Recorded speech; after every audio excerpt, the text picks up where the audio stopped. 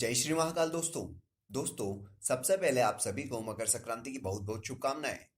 दोस्तों, क्या आप जानते हैं कि मकर संक्रांति का दिन महामहिम भीष्म द्वारा मृत्यु के लिए चुना गया था और इसी दिन गंगा नदी भागीरथ के पीछे पीछे चलकर कपिल मुनि के आश्रम से होते हुए सागर में मिली थी। दोस्तों, क्या आप जानते हैं कि मकर संक्रांति के दिन हिंदू राष्ट्र नेपाल में सार्वजनिक अवकाश क्यों होता है और संपूर्ण अखंड भारत में इसे हर्षोल्लास से क्यों मनाया जाता है? तो चलिए दोस्तों, सीखते हैं इस वीडियो से कुछ नया। इस दिन सूर्यदेव कर्क रेखा से मकर रेखा में प्रवेश करते हैं, मतलब सूर्य दक्षिणायन से उत्तरायण होते हैं। विष्णु पुराण के अनुसार 15 निमेष को काष्ठा कहते हैं। निमेष हिंदू समय मापन इकाई है। यह अति लघु श्रेणी की है। एक निमेष अर्थात पलक झपकने में लगे समय का आधा, यानी पलक के नीचे आने या ऊपर जाने के समय का माप। कुछ स्थानों पर इसे पलक झपकने के समय के बराबर भी बताया गया है। तो 15 निमेष को काष्ठा कहा जाता है। 30 काष्ठा की एक कला होती है और 30 कला का एक मुहूर्त होता है। 30 मुहूर्त को मनुष्य का एक दिन रात कहा जाता है और उतने ही दिन रात का 2 पक्ष युक्त एक मास होता है। 6 महीनों का एक अयन तथा दक्षिणायन और उत्तरायण 2 अयन मिलकर एक वर्ष होता है। दक्षिणायन यानी देवताओं की रात्रि है और उत्तरायण देवताओं का दिन। हमारा देश उत्तरी गोलार्ध में स्थित है, किंतु मकर संक्रांति से पहले सूर्य दक्षिण गोलार्ध में होता है, इसलिए यहाँ रातें बड़ी और दिन छोटे होते हैं। मकर संक्रांति के दिन सूर्यदेव उत्तरी गोलार्ध में प्रवेश करते हैं। इस दिन सूर्य की किरणें काफी प्रभावी एवं ऊर्जा से भरपूर होती है, इसलिए यह दिन शुभ समय के आगमन का प्रतीक माना जाता है।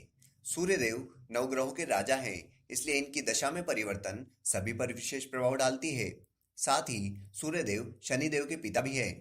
न सिर्फ शनिदेव बल्कि धर्मराज और मृत्यु के देवता यमराज के भी पिता हैं।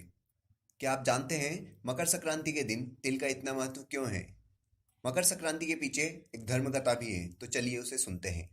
सूर्यदेव ने किसी कारणवश एक बार अपनी पत्नी संध्या और पुत्र शनिदेव का त्याग कर दिया था। तब शनिदेव ने क्रोधित होकर अपने पिता सूर्यदेव को कुष्ठ रोगी हो जाने का श्राप दिया था। तब सूर्यदेव पुत्र यमराज ने घोर तपस्या करके अपने पिता को इस श्राप से मुक्ति दिलाई थी, किंतु शनिदेव के इस कृत्य से क्रोधित होकर सूर्यदेव ने शनिदेव के घर कुंभ को जला दिया था। इस पर भी यमराज को दुख हुआ और वह अपने पिता सूर्यदेव से विनती करने लगे और शनिदेव को क्षमा करने के लिए सूर्यदेव के साथ शनिदेव के जले हुए घर पर पहुंचे। अपने पिता के आगमन पर शनिदेव प्रसन्न हुए और उनकी आराधना के लिए घर में सामग्री खोजने लगे। तब उन्हें घर में रखे तिल दिखे, जो कि जलकर काले हो गए थे। शनिदेव ने इन्हीं काले तिलों से अपने पिता का सत्कार किया। इससे सूर्यदेव बहुत प्रसन्न हुए और शनिदेव को नए घर के रूप में मकर राशि दे दी।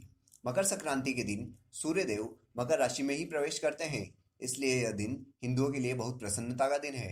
हिंदू राष्ट्र नेपाल के अलग अलग राज्यों में मकर संक्रांति को अलग अलग नामों से जाना जाता है। इस दिन किसान सूर्यदेव को धन्यवाद देकर अच्छी फसल की कामना करते हैं। नेपाल में मकर संक्रांति को माघी संक्रांति, सूर्य उत्तरायण, थारू संप्रदाय में माघी कहा जाता है।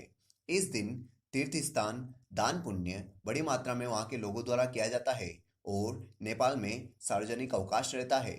अखंड भारत के भी अलग अलग राज्यों में अलग अलग नाम से मकर संक्रांति को मनाया जाता है। हरियाणा और पंजाब में लोहरी नाम से, गुजरात और राजस्थान में उत्तरायण नाम से, तमिलनाडु और केरल में पोंगल नाम से तथा आंध्र प्रदेश, बिहार के साथ संपूर्ण राष्ट्र में संक्रांति नाम से मनाया जाता है। कहा जाता है कि इस दिन किए गए दान का फल 1000 गुना होकर मनुष्य को मिलता है। तो दोस्तों, इन सभी जानकारी से हमें मकर संक्रांति के महत्व का पता चलता है और आगे भी इसी तरह की जानकारी और वेदों से संबंधित जानकारी प्राप्त करने के लिए हमसे इसी प्रकार जुड़े रहिए। जय श्री महाकाल।